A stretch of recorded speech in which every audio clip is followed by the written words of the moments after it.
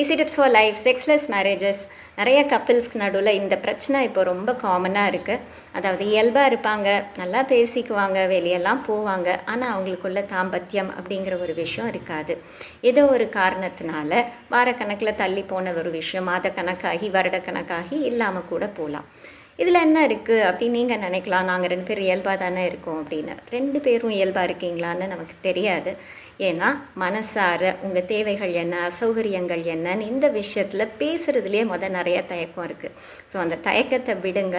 Sexless marriages ரொம்ப நாள் அந்த மாதிரியான ஒரு விஷயம் இல்லாமல் இருக்கும் பொழுது எதற்காக சேர்ந்து இருக்கோன்னு ஒரு மீனிங்கே இல்லாத மாதிரியான ஒரு வாழ்க்கையாக தோணும்.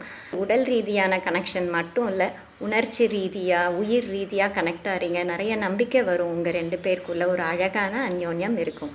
ஸோ செக்ஸ்லெஸ் மேரேஜஸ் என்ற இந்த நிலை உங்களோட கல்யாண வாழ்க்கையில் வராமல் பார்த்துக்கோங்க. தேங்க்யூ. டாடா.